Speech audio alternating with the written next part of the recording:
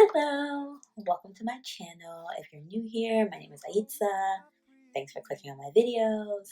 If you're not new here, thanks so much for coming back to listen to me ramble. Today I'm doing a review of Unmarriageable by Soniah Kamal. It is a modern day Pakistani take on the Pride and the Prejudice.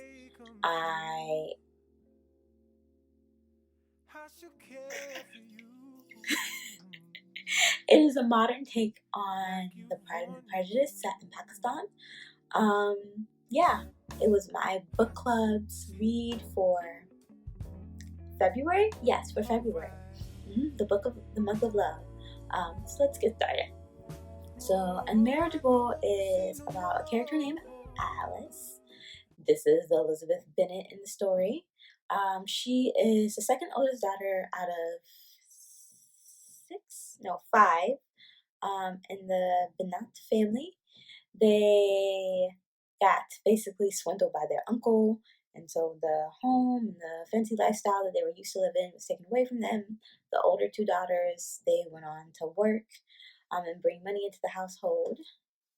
And you see them because they're older, which is not common in Pakistani culture, and unmarried, deal with the struggles and the societal and gendered expectations of them to get married and have babies and maybe not work or work and have children, and also to marry up in a social status to secure their futures, especially after what happened with their family losing their financial status, although still having a somewhat prominent name in their community. I gave this book 3.75 stars, which for me is a really good rating. I don't give fives unless I'm completely in love with this book. So like think of a 4 as a 5 on my scale. Like 5 doesn't exist. So think of a 4 as a 5. So 3.75 is very good. It was not perfect, but I loved how it diverged from the original source material, how it gave us modern content. It really, from what I've heard from my Pakistani friends and talking with them in university, gave insight on true, authentic struggles that particularly Pakistani women face. We touched on some issues of being gay and aunties not really accepting that and still wanting to be like, oh, that's just a rumor. Like, you guys should get together. You would make such a beautiful couple when this man has a boyfriend who he is in love with and is living with. Yes. But also, the issues of young girls getting married and maybe their husband's family or their husband doesn't want them to finish their high school education, so they drop out of school, go and have babies, or or maybe they find a good husband who does encourage them to go on and get an education. So those kinds of constructs that are happening, which I really appreciated. The story is set in 2000 or 2001, or between 2000 and 2001, and it was very interesting to like see them reference like, oh, like this person in the group has a cell phone, do you have one? Where pretty much like everyone now has some access to a cell phone, may not even have computer access, but they'll have a cell phone, to where cell phones were still this new shiny thing. And so it kind of like took me back, um, to like the new emergence of certain technologies. um, and I loved the Darcy in this book. His name was Valentine Darcy. I'll spell it for you. And I liked him from the beginning. I can't say that I liked the original Darcy in Pride and Prejudice, but I liked him in the beginning. I liked how he kind of pushed Alice and got up under her skin a bit. But also just the ways that they both were in denial, but then he was trying to like test out the waters with her. And I also really, really liked the Charlotte character in this book and her ending. In this book, Charlotte, her name is Sherry, and I love how she was okay with the, what's the word I'm looking for? I guess the trade-offs that she had to make in her marriage for marrying an older man, one who had children, and being okay with that, and how she kind of pushed back against Alice's gendered expectations and was like, you know what, this is the life you want. You're pro feminism, yes, but also like being a feminist means that you support my decision as a woman, and how they kind of like had a little strike there in their friendship as Sherry moved on to this new stage in her life and accepted these um, trade-offs. Why do I keep forgetting accepting the trade-offs that Alice really wouldn't want to? And in some ways, I kind of related with Alice because she was the judgy friend. Um, and I know I can be the judgy friend sometimes. And so her being able to be okay with my friend is making a decision I wouldn't necessarily make, and her realizing even though it wasn't good for her, it was good for the friend.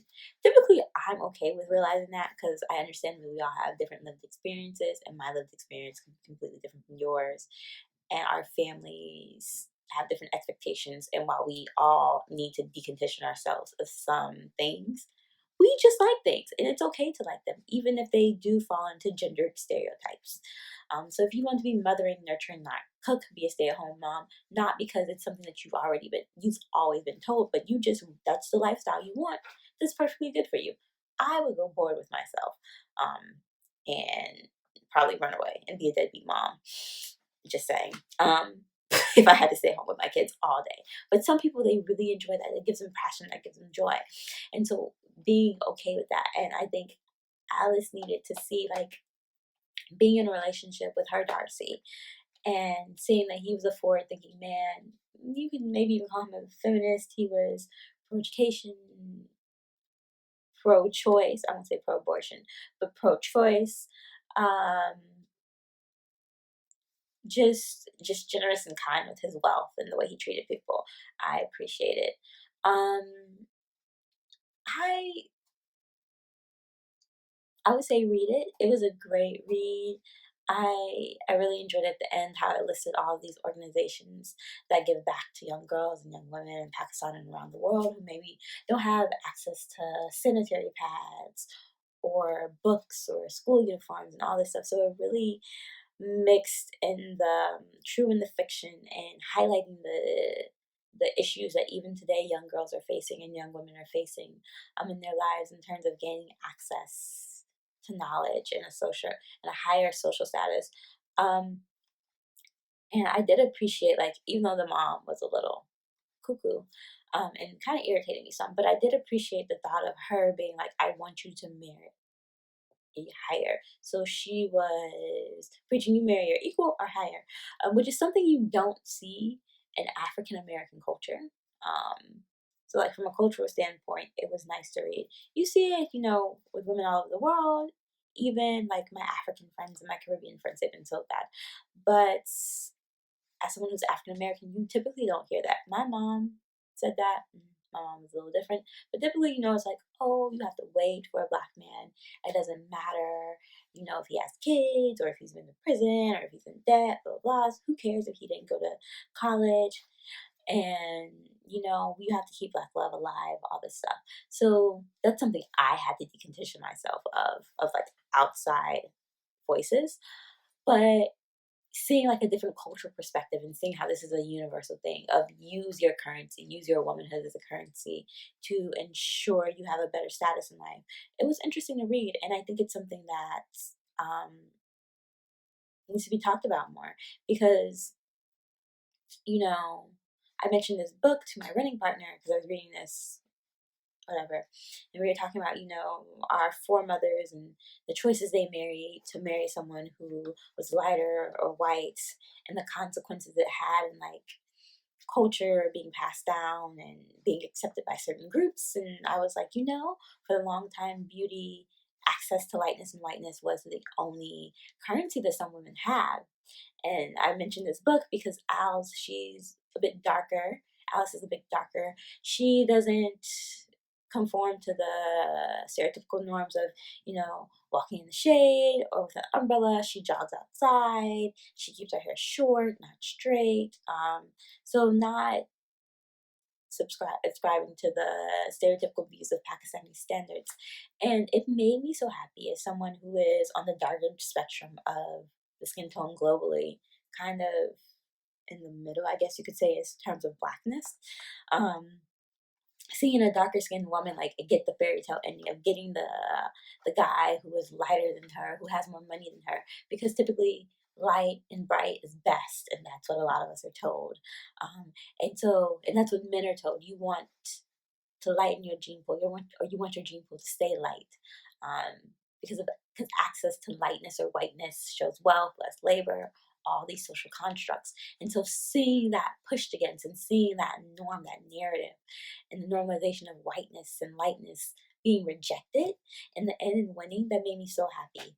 Um, so yeah, so I think you should read this book for numerous reasons. It it was very nice. It made me happy, and it gave me a lot to talk about during my travels in Tenerife, because one of my book club partners and I traveled together, and then after my travels, and I was talking to my running partner. Um, and I think, even though it sheds light into Pakistani culture, I believe it's something that people across all cultures can kind of tease out and find ways to connect with their own culture. So yeah, give it a read. It's not that long. I think that you'll enjoy it, even if you didn't enjoy the original Pride and Prejudice. If you have read the book, I would love to know your thoughts, so comment below.